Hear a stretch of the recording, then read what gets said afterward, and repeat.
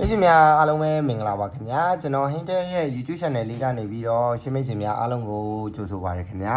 အဲ့တော့ကျွန်တော်ဟင်းတဲ့ဒီနေ့မှာကျွန်တော်အခုတင်ပေးတဲ့ဗီဒီယိုလေးကတော့ကျွန်တော်အပတ်စဉ်အပတ်တိုင်းတင်ပေးနေကြဖြစ်တဲ့ကျွန်တော်တို့ဒီ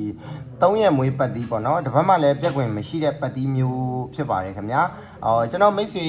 အဟောင်းနေဆိုရင်တော့ဒီဗီဒီယိုကိုလာကျွန်တော်အမြဲတမ်းအစဉ်ဆက်အားပေးနေတဲ့မိတ်ဆွေဟောင်းနေကျွန်တော်ရဲ့ရှစ်လစွာတော့မိတ်ဆွေများဆိုရင်ဒီ site လေးကိုတော့တီးပြီးသားဖြစ်ပါလိမ့်မယ်ခင်ဗျာအဲ့တော့မိတ်ဆွေအသစ်တွေပေါ့နော်တူတီကိုဝါသနာရပဲဖြစ်ဖြစ်စီးပွားရပဲဖြစ်ဖြစ်တူတီကိုကစားနေတဲ့မိတ်ဆွေတွေဆိုရင်တော့ဒီဗီဒီယိုကိုအရင် site ကိုတော့ရင်းနှီးမှာမဟုတ်ဘူးခင်ဗျာเนาะဒါကြောင့်မိတ်ဆွေအသစ်ပဲဖြစ်ဖြစ်အဟောင်းပဲဖြစ်ဖြစ်ကျွန်တော်ဒီဗီဒီယိုလေးမှာကျွန်တော်မိတ်ဆွေတို့ကို24ရက်25ရက်26ရက်8လပိုင်းပေါ့နော်2026နော်ဒီ3ရက်တလင်းလိုင်းကဗုဒ္ဓခုနော်အခုလာမယ့်အပတ်တလင်းလိုင်းကဗုဒ္ဓခုဒီ3ရက်အတွင်းမှာကျွန်တော်တို့မွေးရမယ့်မွေးပတ်တိ site လေးကိုကျွန်တော်တွက်ပြပေးသွားမှာဖြစ်ပါတယ်နော်တချို့တလီကပတ်တိတွေလိုက်ပြီးတော့ရှုံးကြတယ်နော်ပတ်တိဆိုတာမျိုးကပေါ့နော်ကျွန်တော်တို့ရရင်လည်းရတယ်အရှိကြီးကြတယ်ပေါ့နော်ဇာတို့လိုက်နိုင်တဲ့သူတွေဆိုဇာတို့လိုက်တတ်တဲ့သူတွေဆိုရတယ်တချို့တလီကလည်းပတ်တိကြောင့်အရန်ဒုက္ခတွေရောက်ပြီးတိုင်ပတ်သွားတဲ့သူတွေလည်းရှိတယ်ဒီပတ်ဆိုရင်ကျွန်တော်တို့ခွန်နေလိုက်ကြတာကျွန်တော်တွေ့ရတယ်ပေါ့နော်တိတိလိုက်ကြတယ်ခွန်နေလိုက်ကြတယ်အဲ့လိုလေးတွေအဲ့ဒါကြောင့်ကျွန်တော်ဒီဘက်မှာအကောင်းဆုံးလေးကျွန်တော်မြူးမဲ့ပတ်တိ site လေးကိုကျွန်တော်ချပြပေးသွားမှာဖြစ်ပါတယ်အားလုံးပဲမင်္ဂလာပါခင်ဗျာเนาะအဲ့တော့ကျွန်တော် channel လေးကို subscribe မလုပ်ရသေးတဲ့မိတ်ဆွေတွေဆိုရင်လည်း channel လေးကို subscribe လုပ်ထားပေးဖို့ကိုကျွန်တော်အနူညွန်မြတ်တာရက်ခိုင်းချင်ပါတယ်ဒါမှကျွန်တော်အသစ်တင်တဲ့ဗီဒီယိုတွေကိုမိတ်ဆွေတို့အရှင်နဲ့တပြင်းညီကြည့်ရှုလို့ရမှာပဲဖြစ်ပါတယ်ခင်ဗျာကဲအဲ့ဆိုရင်ကျွန်တော်တို့ပထမဦးဆုံးစလိုက်ရအောင်เนาะကျွန်တော်နံပါတ်1အချက်လေးတွေနဲ့ကျွန်တော်တီချာလေးရှင်းပြပေးတာဟိုဘက်ကဆိုရင်လည်းကျွန်တော်မိတ်ဆွေတွေဟုတ်လားမွေးတစ်ခွက်ကောင်းကျွန်တော်ကမွေးခွက်ကိုတစ်ခွက်ပဲထုတ်တာသူများတွေလို့၄၅ခွက်မထုတ်ဘူးမွေးတစ်ခွက်ကောင်း1ကိုဆိုတဲ့မွေးခွက်ရဲ့ကျွန်တော်တို့တစ်ပတ်သီးပေါ့เนาะပတ်သီးဆိုလဲကျွန်တော်တို့ဗုဒ္ဓမကျော်တစ်ပတ်သီးကျွန်တော်တို့ဟုတ်လားကျွန်တော်တို့အောင်မြင်သွားတယ်ပေါ့เนาะကဲအဲ့တော့တစ်တွေမမြူးခဲ့ဘူးတစ်တော့ထွက်ခဲ့တယ်တစ်တော့မမြူးခဲ့ဘူးပေါ့နော်အဲ့လိုလေးရှိခဲ့တယ်เนาะဒါပေမဲ့လည်းကျွန်တော်တို့အ ਨੇ ဆုံးကျွန်တော်ပေးတဲ့ပတ်တီးကတစ်ချိန်လောက်ကတော့ကျင်းသေးပေါက်ကိုထွက်ပါလိမ့်မယ်เนาะကဲအဲ့တော့ကျွန်တော်တို့ပထမဦးဆုံးကျွန်တော်တို့ရှာလိုက်ရအောင်เนาะဒီကကျွန်တော်တို့ဒီက83ကကျွန်တော်အစိမ်းရောင်လေးနဲ့ပထမဦးဆုံးရှာပြပေးပါမယ်တေချာလေးလိုက်ကြည့်ပေးပါခင်ဗျာမိတ်ဆွေများเนาะ83ရဲ့1ရဲ့ပေါင်းတော့4ကို3ညနဲ့ပေါင်းတော့ကျွန်တော်တို့3လုံးပေါင်းရှင်းဒီ4ပတ်တီးလို့ကျွန်တော်တို့ရပါတယ်ခင်ဗျာ၄ပတ်တီးတီနံပါတ်1အချက်လို့ကျွန်တော်ယူလိုက်မယ်เนาะ၄ပတ်တီးတီနံပါတ်1အချက်အဲ့ဒီ4တီဒီ3လုံးပေါင်းရှင်း83က3အပိတ်ကိုကျွန်တော်တို့3ည1က3ညနဲ့1နဲ့ပေါင်း1ကိုဒီက83က3အပိတ်နဲ့ပေါင်းတော့1ကို3နဲ့ပေါင်းတော့၄ပတ်တီးတီ1ရက်2ရက်3ရက်ဒီ3ရက်အတွင်းမှာအနည်းဆုံးတစ်ချိန်သူကထွက်ကိုထွက်ရမယ်အဲ့ဒီ4ပတ်တီးပါထွက်လဲ54လို့ဒီမှာ4ပတ်တီးထွက်ပါတယ်เนาะကျွန်တော်တီတီချာပင်မခံပြီးတော့ရှာထားတာဖြစ်တဲ့အတွက်မိတ်ဆွေတို့လည်းအကျိုးအမြတ်တစုံတရာ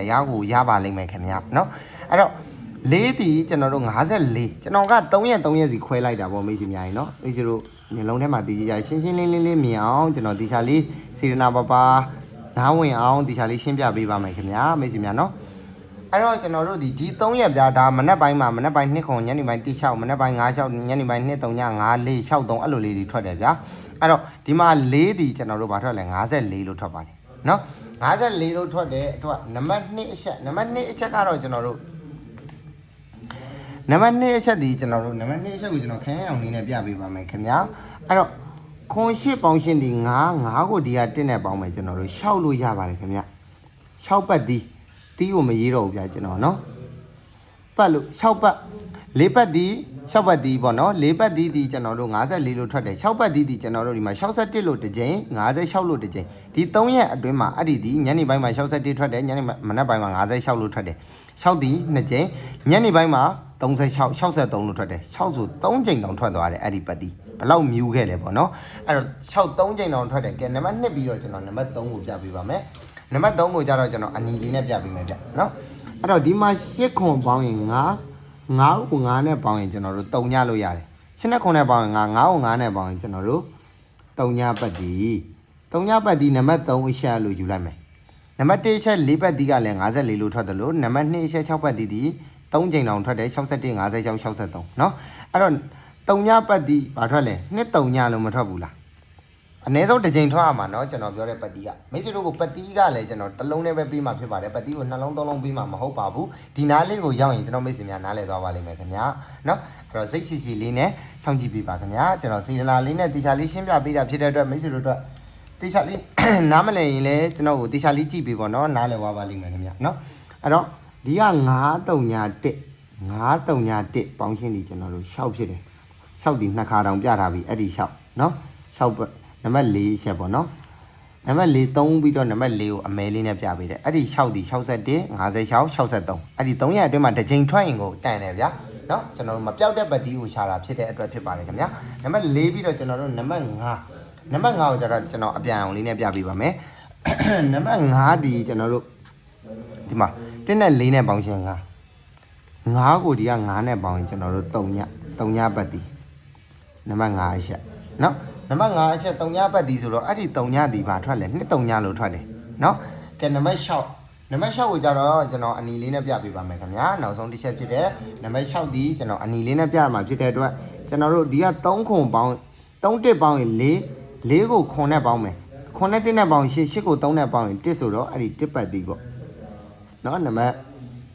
6အချက်ခဏကျွန်တော်အချက်6ချက်ပြပေးမယ်နော်မိတ်ဆွေတို့ဒီနားမှာလည်းအဲ့ဒီအချက်တွေအတိုင်းပဲကျွန်တော်ဆွဲမှာဖြစ်ပါတယ်အဲ့ဒီတစ်ပတ်တီး61လို့ထွက်ခဲ့ပါတယ်တဲ့အဲ့ဒီ1မပြောက်ခဲ့ဘူးပေါ့ကဲလာပြီကျွန်တော်တို့နောက်တစ်ပင်ကိုကျွန်တော်တို့သွားမယ်ဒီအပင်မှာလည်းသူအောက်မှာကျွန်တော်တို့ထုတ်တဲ့ပတ်တီးအကုန်လုံးထွက်ရမယ်ပေါ့ဒီ site အတိုင်းပဲကျွန်တော်တို့ဆွဲမှာနံပါတ်1ကိုကျွန်တော်အပေါ်မှာအစိမ်းရောင်နဲ့ဆွဲတာဖြစ်တဲ့အတွက်ဒီအောက်မှာလည်းကျွန်တော်တို့ဒီမှာ63ပေါင်းရင်ကိုကို61က1အပိတ်နဲ့ပေါင်းရှင်း63ပေါင်းရင်ကို1နဲ့ပေါင်းရင်3ညနံပါတ်1ချက်ဒီ3ညပတ်တီးတဲ့အပေါ်အတိုင်းပဲကျွန်တော်ဆွဲတာအပေါ်မှာဆို4ပတ်တီးရခဲ့တယ်4တီထွက်ခဲ့တယ်ဒီမှာလည်းဒီအတိုင်းဆွဲတယ်3ညပတ်တီး3ရက်အတွင်းမှာ40လို့ထွက်ပါတယ်မိတ်ဆွေများနော်40လို့ထွက်တယ်ကဲနံပါတ်1ပြီးတော့နံပါတ်2ဒီကျွန်တော်တို့ဟုတ်လား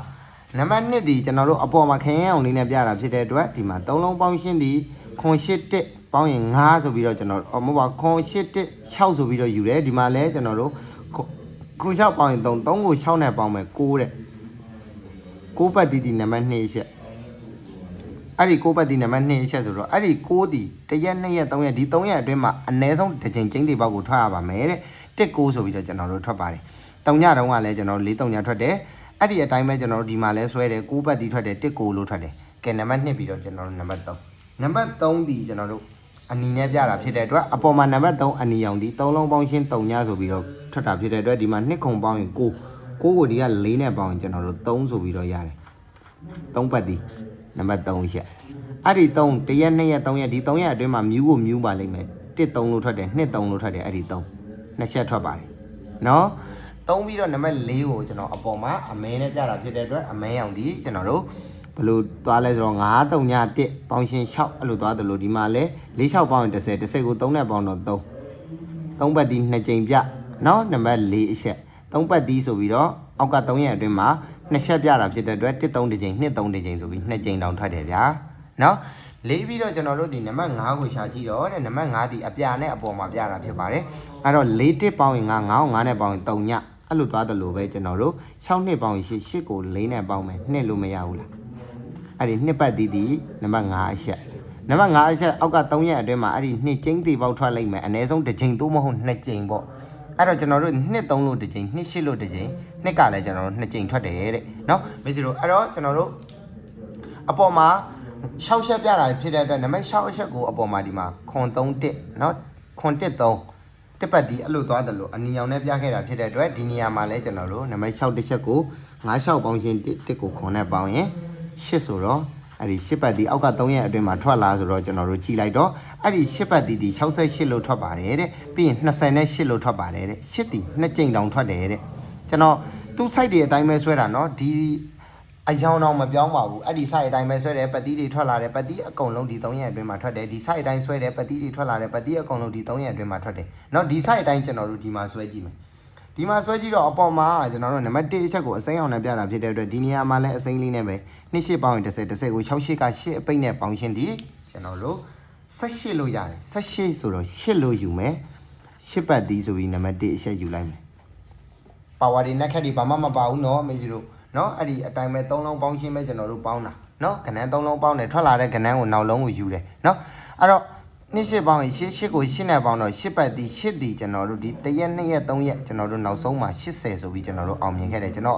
အဖွဲ့ဝင်တွေရောမိတ်ဆွေတွေရောတော်တော်များများတော့ကျွန်တော်ပေါက်ပြီးတွေလည်းမတောင်းပါဘူးကျွန်တော်ပေါက်ရင်ပေါက်တယ်လို့ကျွန်တော်ဒီတိုင်းလေးပဲထားပေးတယ်เนาะကျွန်တော်မိတ်ဆွေတို့เนาะအဲ့တော့မိတ်ဆွေတို့ break 38 break ကျွန်တော်ပေးထားတာနေကုန် break မိတ်ဆွေများမှတ်မိပါလိမ့်မယ်အဲ့တော့เนาะ8ပတ်တီး80လို့ကျွန်တော်တို့အောင်ခဲ့တယ်တဲ့ နော်နံပါတ်1ချက်ကိုအစိမ့်ပြပြီးတော့နံပါတ်2ကိုကျွန်တော်အပေါ်2ချက်မှာနံပါတ်2ကိုကျွန်တော်ခရမ်းအောင်လေးနဲ့ပြတာဖြစ်တဲ့အတွက်ဒီနေရာမှာလည်းကျွန်တော်တို့ခရမ်းလေးနဲ့ရှာကြည့်တော့တဲ့ကျွန်တော်တို့36ပေါင်းရင်ကိုကို3နဲ့ပေါင်းမယ်2လို့ရပါတယ်တဲ့2ပတ်သည်ဆိုပြီးတော့ကျွန်တော်တို့ယူတဲ့နံပါတ်2ချက်2ပတ်သည်ကျွန်တော်တို့ယူပြီးတော့အဲ့ဒီ2ပတ်သည်3ရက်အတွင်းမှာ1ရက်2ရက်3ရက်ဒီ3ရက်အတွင်းမှာအဲ့ဒီ2အနည်းဆုံးတစ်ကြိမ်ထွက်ရမယ်ဒီ6ကြိမ်ထွက်တာမှာအနည်းဆုံးတစ်ကြိမ်92လို့ကျွန်တော်တို့ထွက်ခဲ့ပါတယ်ခင်ဗျာနော်မိတ်ဆွေတို့ကြာတာပရင်းညနေမှာ92လို့ထွက်ခဲ့တယ်မိတ်ဆွေများမှတ်မိမယ်ထင်တယ်ပေါက်လဲပေါက်ကြတယ်နော်ခြေဘက်ကအဲ့တော့92လို့ထွက်ပြီးတော့နံပါတ်3အချက်ဒီကျွန်တော်တို့အပေါ်မှာအနီရောင်လေးနဲ့ပြတာဖြစ်ပါတယ်အပေါ်ဒီမှာနော်အနီရောင်3ညပတ်ဒီမှာဆို3ပတ်ဒီအဲ့လိုပေါင်းတာဖြစ်တဲ့အတွက်အပေါ်မှာပေါင်းတယ်လို့ပဲ1 3ပေါင်းရင်4ကို9နဲ့ပေါင်းရင်3ပတ်ဒီနံပါတ်3ချက်ဟုတ်လား3လုံးပေါင်းရှင်း3ပတ်ဒီ53လို့မထွက်ခဲ့ဘူးလားထွက်ခဲ့ပါတယ်ဒီမှာ53เนาะကဲနံပါတ်4ဒီအမဲနဲ့ပြတာဖြစ်တဲ့အတွက်အပေါ်မှာအမဲအောင်ဒီဘလို့ဖြာထားလဲဆိုတော့6 4ပေါင်းရင်10ကို3နဲ့ပေါင်း3ဒီမှာဆို9 3ည1ပေါင်းရင်6ပတ်ဒီအောက်မှာထွက်တယ်ဒီမှာဆိုလဲ3ပတ်ဒီလဲအောက်မှာထွက်တယ်1 3 2 3ဟုတ်လားအဲ့လိုပဲကျွန်တော်ဒီမှာ9 2ပေါင်းရင်8 2ပေါင်းရင်8နဲ့2နဲ့ပေါင်း10ကို1 9က9ပိတ်နဲ့ပေါင်းရှင်းဒီ9ဆိုတော့9ပတ်ဒီမြူးကိုမြူးမယ်အ9ပတ်ဒီနံပါတ်4အချက်နံပါတ်4အချက်9ပတ်ဒီကျွန်တော်တို့ဒီမှာဘာထွက်လဲ69လို့လည်းထွက်တယ်92လည်းထွက်တယ်မနက်ညထွက်တာအဲ့ဒီ9နော်လေးပြီးတော့ကျွန်တော်တို့နံပါတ်5အပေါ်မှာနံပါတ်5ကိုအပြန်နဲ့ပြတာဖြစ်တဲ့အတွက်အပြန်အောင်ဒီအပေါ်ဒီမှာဒီလိုလေးပေါင်းတယ်ဒီ3လုံးပေါင်းတာပေါ့နော်ဒီမှာလည်းဒီ3လုံးပေါင်းကြည့်မယ်3လေးပေါင်းရင်ခွန်ကို9နဲ့ပေါင်းရင်6ပေါ့6ပတ်ဒီကျင်းသေးပေါက်ကိုနံပါတ်5အချက်အနေနဲ့သူကပေးလိုက်မယ်တဲ့အဲ့ဒီ6ပတ်ဒီ60လို့ထွက်တယ်69လို့ထွက်တယ်60လို့ထွက်တယ်နော်6ဒီ3ချိန်တောင်ထွက်သွားပါတယ်ကျွန်တော်ပြောရှင်းတာဟုတ်လားအဲ့တော့မြူးတဲ့ပတ်တီးတွေကိုပဲကျွန်တော်ရှာပေးတာဖြစ်တဲ့အတွက်မိတ်ဆွေများနော်နံပါတ်5ပြီးတော့နံပါတ်6ကိုအပေါ်မှာအနီနဲ့ပြတာဖြစ်ပါတယ်အနီအောင်လေးဒီအပေါ်ဒီမှာအနီလေးနားကပဲကျွန်တော်တို့ကတ်ပြီးတော့ရှာတာဖြစ်တဲ့အတွက်3ပေါင်းရှင်း6ကို2နဲ့ပေါင်းရင်ကျွန်တော်တို့10ပတ်တီးပေါ့10ပတ်တီးဒီနံပါတ်6အချက်အဲ့ဒီ10ပတ်တီးဒီ1ရက်2ရက်3ရက်ဒီ3ရက်အတွင်းမှာ80ဆိုပြီးကျွန်တော်တို့ထွက်ပါတယ်နော်အဲ့တော့မိတ်ဆွေတို့ကိုဒီနေရာမှာကျွန်တော်တခုပြောရှင်းတာက site တွေဆွဲတဲ့ပတ်တီးတွေထွက်လာတဲ့ပတ်တီးအကုန်လုံးဒီ3ရက်အတွင်းမှာထွက်တယ် site တွေဆွဲတဲ့ပတ်တီးတွေထွက်လာတဲ့ပတ်တီးအကုန်လုံးဒီ3ရက်အတွင်းမှာထွက်ပါတယ် site တွေဆွဲတဲ့ပတ်တီးတွေထွက်လာတယ်10ပတ်တီးထွက်တယ်2ပတ်တီးထွက်တယ်3 9 6 8အကုန်လုံးဒီ3ရက်အတွင်းမှာထွက်တယ်သူရဲ့အောက်3ရက်အတွင်းမှာကျွန်တော်တို့ဒီအခုရှာမှဒီကျွန်တော်မိတ်ဆွေတို့ကိုတိရှာစေတနာပါရှင်းပြပေးတယ်ဆိုတာမိတ်ဆွေတို့တေချာလေးထိုးစေရှင်လို့ပါအပတ်တိုင်းလဲကျွန်တော်မိတ်ဆွေများတော်တော်များများသိကြပါလိမ့်မယ်ဟင်းထက်ပေးတဲ့ဗုဒ္ဓမကျော်ပဲတီးအမြဲတမ်းမှန်တယ်နော်ဒါလေးကိုလိုက်လက်မလေးတွေအဲ့ဒါတောင်ကျွန်တော်အမြဲတမ်းတင်ပေးတယ်လိုက်လက်မလေးတွေတချို့တလေကလည်းနှိပ်ပေးကြတယ်တချို့တလေကလည်းဗီဒီယိုလေးကိုတောင်လိုက်လေးမနှိပ်ခဲ့ဘူးပေါ့နော်အဲ့လိုလေးလည်းမလုပ်ပါနဲ့ခင်ဗျာရှင်မိတ်ဆွေများဟင်းထက်လေးပေးတဲ့ဗီဒီယိုလေးမှာလိုက်လက်မလေးတွေနှိပ်ပေးဖို့လည်းကျွန်တော်နူးညွတ်မြတ်တာရက်ခံချင်ပါတယ်နော်အဲ့တော့ပတ်တီးအကုန်လုံးဒီမှာထွက်တယ်ပတ်တီးအကုန်လုံးဒီမှာထွက်တယ်ပတ်တီးအကုန်လုံးဒီမှာထွက်တယ်လာမဲ့24 25 26 8လပိုင်းเนาะ2026ရဲ့8လပိုင်းမှာဒီ2 4 2 5 26တလင်းလာအင်္ဂါဗုဒ္ဓဒီ3ရက်အတွင်းမှာကျွန်တော်တို့မူရမဲ့ပတ်တီးဘာပတ်တီးဖြစ်မလဲကျွန်တော်တစ်ချက်ကြည့်အောင်เนาะအပေါ်ဆုံးကျွန်တော်တို့အစိမ်းအောင်နဲ့ပြတာဖြစ်တဲ့အတွက်အပေါ်မှာအစိမ်းအောင်ဒီကျွန်တော်တို့ဒီနံပါတ်1အချက်ကိုအပေါ်မှာဒီလိုလေးပေါင်းတာဖြစ်တဲ့အတွက်ဒီဘက်ကအစုံ3လုံးပေါင်းတာဖြစ်တဲ့အတွက်ကျွန်တော်တို့ဒီနေရာမှာလည်းကျွန်တော်တို့ပေါင်းလိုက်8 3ညပေါင်းရင်8ကို3ညနဲ့ပေါင်းတော့လဲကျွန်တော်တို့8ဆိုပြီးတော့ရတယ်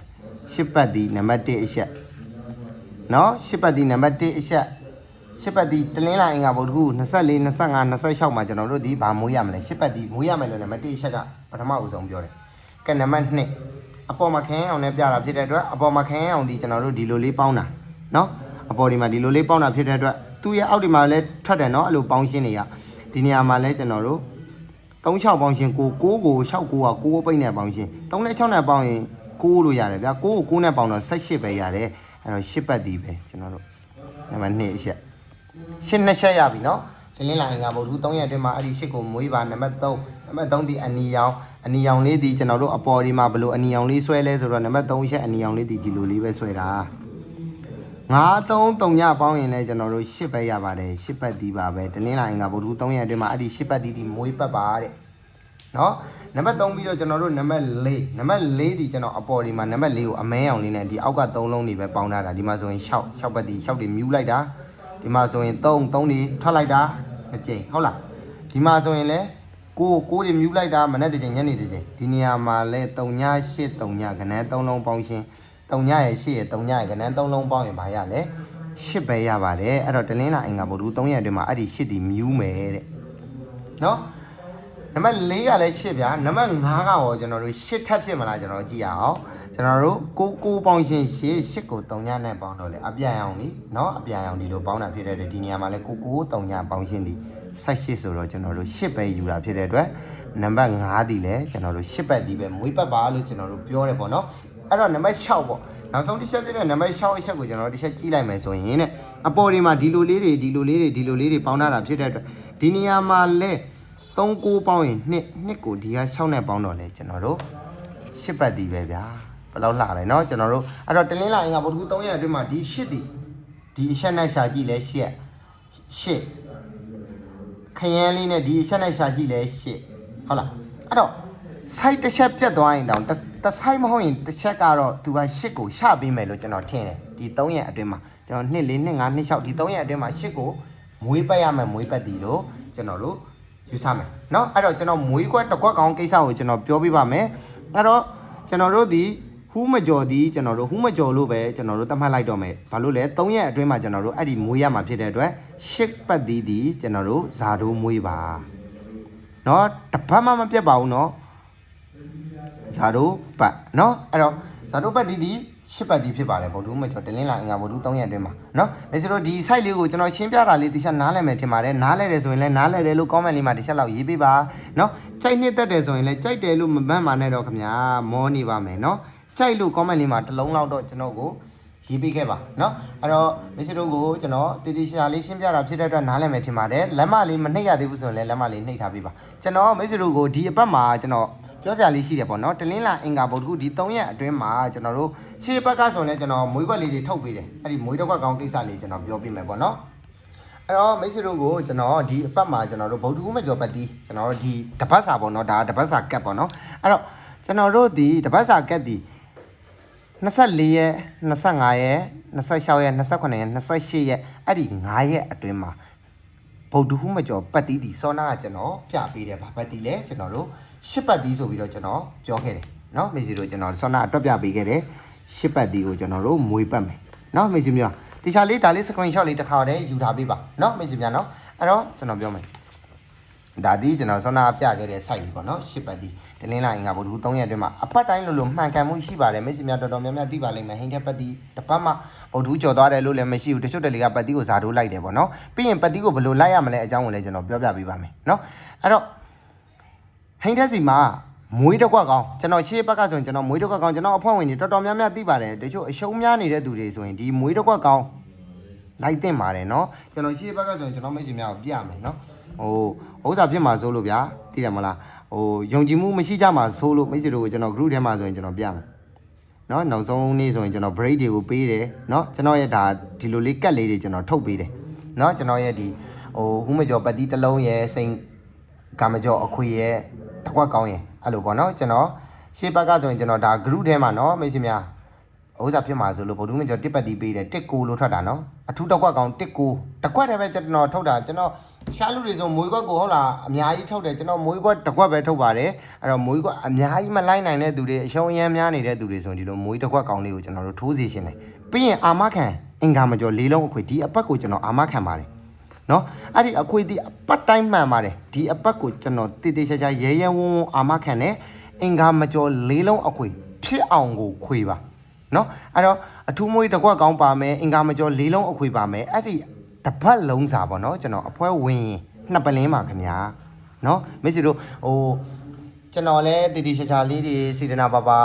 free တွေကျွန်တော်စူးစမ်းပေးထားတာဖြစ်တဲ့အတွက်တချို့တလေဆိုအဖွဲမဝင်ဖူးတဲ့သူတွေနော်ရှိတယ်နော်ဝင်ကြပါတပတ်တလေကျွန်တော်လည်း software လေးတွေဘာညာလေးတွေဝယ်ခြင်းတယ်เนาะ software တွေမပေါ်တော့ဘူးမိတ်ဆွေများเนาะအဲ့တော့ကျွန်တော်လေးလည်းတည်တည်ချာချာစေတနာထားပြီးတော့ရှေ့ရက်ဒီမှာလည်းကျွန်တော်ကြိုးစားပေးတာဖြစ်တဲ့အတွက်မိတ်ဆွေတို့ဟင်းတဲ့တူးစေတနာတူးမြစ်တာပေါ့ဗျာเนาะမိတ်ဆွေများဒီဘက်မှာအဖွဲဝင်ပေးစီချင်ပါတယ်ကျွန်တော်မိတ်ဆွေများเนาะကျွန်တော်ထုတ်ပေးတဲ့ဒီတစ်ခွက်ကောင်း19လို့တစ်ခွက်ကောင်းလဲကျွန်တော်တို့ရမယ်เนาะကျွန်တော်ဒါကျွန်တော်အဖွဲဝင်တွေကိုကျွန်တော်ပေးတာเนาะမိတ်ဆွေတို့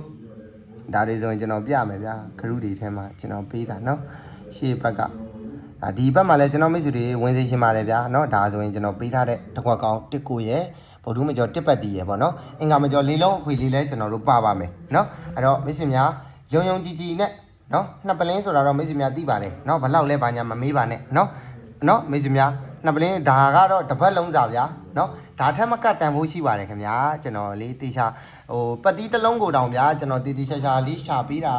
ဖြစ်တယ်နော်ဒီတကွာကောင်းတို့ဒီအင်္ဂါမကျော်အခွေတို့ဆိုတာပြောစရာကိုမလိုပါဘူးနော်အဲ့တော့ယုံကြည်လေးနဲ့ကျွန်တော်စီမှာဒီ VIP နော်ဟင်းတက်ကိုရှစ်တဲ့မိတ်ဆွေတွေ VIP ကိုဝင်ပေးပါနော်အဲ့တော့ဟင်းတက်ကိုတေချာအားပေးတဲ့မိတ်ဆွေတွေဟင်းတက်လေးလည်းတေချာစူးစမ်းပေးတာဖြစ်ပါတယ်နော်ဘယ်ကနေဘလို့ဝင်ရမလဲဆိုရင်ဒီမှာကေပေးဝေးပေးပါ Telegram เนาะ6893လုံး9669ဒီတစ်လုံးပဲဟင်းတက်သုံးပါတယ်เนาะမိတ်ဆွေများအဲ့တော့ကျွန်တော်ဒီ Sunday တရက်ပဲเนาะဒီစနေတနင်္ဂနွေနေ့ပေါ့เนาะစက်တာလေးရဲ့ဒီစနေတနင်္ဂနွေနေ့စနေရဲ့တနင်္ဂနွေနေ့ရဲ့နှစ်ရက်ပဲကျွန်တော်အဖွဲ့ဝင်လေးလက်ခံပေးပါမယ်เนาะအဖွဲ့ဝင်နှစ်ပလင်းပါပဲနှစ်ပလင်းဆိုတာတော့အများကြီးမဟုတ်ပါဘူးခင်ဗျာတီးတဲ့အတိုင်းပါပဲเนาะမိတ်ဆွေများเนาะအဖွဲ့ဝင်နှစ်ပလင်းပါเนาะမိတ်ဆွေများအဲ့တော့เนาะအဲ့တော့အဖွဲ့ဝင်နှစ်ပလင်းပါမိတ်ဆွေများเนาะအဲ့တော့ကျွန်တော်တို့ဘာတွေရမလဲတကွက်ကောင်းနေအင်္ဂါမကျော်လေးလုံးခွေတွေကျွန်တော်နေလိုက်ဒီကောင်းလို့ရှိရင်ကောင်းတယ်လို့ကျွန်တော်ကဏ္ဍလေးတွေပို့ပေးပါတယ်เนาะမိတ်ဆွေများဘသူစီမှာပဲဝင်ထားအဖွဲ့ဝင်ထားဟင်းထက်ရက်ဒီမွေးတကွက်ကောင်းနဲ့လေးလုံးအခွေကိုလုံးဝမမေ့ပါနဲ့เนาะမိတ်ဆွေတို့ဘဝပြတ်မသွားဘူးဒါလေးယူလိုက်လို့เนาะအဲ့ဒါလေးကိုဖြစ်အောင်ထိုးနှစ်ရက်တည်းပဲเนาะအင်္ဂါမကျော်လေးလုံးအခွေဒီသူများလို့3-4ရက်မွေးစရာမလိုပါဘူးเนาะအင်္ဂါမကျော်လေးလုံးအခွေကိုနှစ်ရက်တည်းပဲမွေးကြည့်ပါ VIP စိန်ကပ်ပါเนาะအဖွဲ့ဝင်ဟောင်းနေဆိုသိပါလိမ့်မယ်เนาะအဟောင်းနေလဲကျွန်တော်အဖွဲ့ဝင်စေခြင်းနဲ့ဒီအပတ်ကိုကျွန်တော် special เนาะမစိန်เนาะမကြည်ပွဲเนาะမကြည်ပွဲနှွဲမှာဒီအပတ်ကိုယုံကြည်68လောက်ကျွန်တော်အဓိကအနေနဲ့ဟင်းထက်လေးရေအဖွဲ့ဝင်ရှင်နဲ့တကွက်ကောင်းလေးလူရှင်နဲ့စာလေးပို့ပေးပါကျွန်တော်ကို68လောက်966ကိုเนาะအဲ့တော့စာလေးတစ်ချောင်းပဲပို့ပေးကျွန်တော်အဲ့ဒီတကွက်ကောင်းနဲ့အာမခံလေးလုံးအခွေ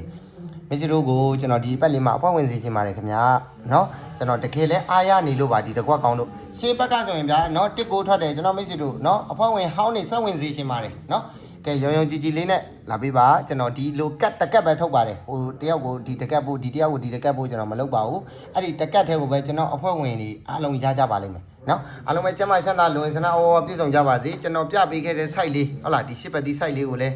ကြိုက်တယ်ဆိုရင်တချို့တလေကဗျာမဝင်နိုင်ဘူးအသေးအတန်ပြောကြတယ်ဝင်ကြည့်ပါเนาะအဖွဲ့ဝင်ကြည့်ပါเนาะဒါလေး screenshot လေးရိုက်ထားလိုက်ပါเนาะ screenshot မရိုက်ရသေးတဲ့သူတွေဒါလေး screenshot လေးရိုက်ထားလိုက်ပါเนาะ68936966ဆက်သွယ်ပါเนาะမဖြစ်မနေကဲအားလုံးပဲကျေးဇူးပါဘိုင်းပါခင်ဗျာစိတ်ချမ်းသာကြီးကိုကြီးကျမရှင်နေနဲ့ပြည့်စုံကြပါစေအဖွဲ့ဝင်နှစ်ပလင်းပါခင်ဗျာเนาะကဲဘိုင်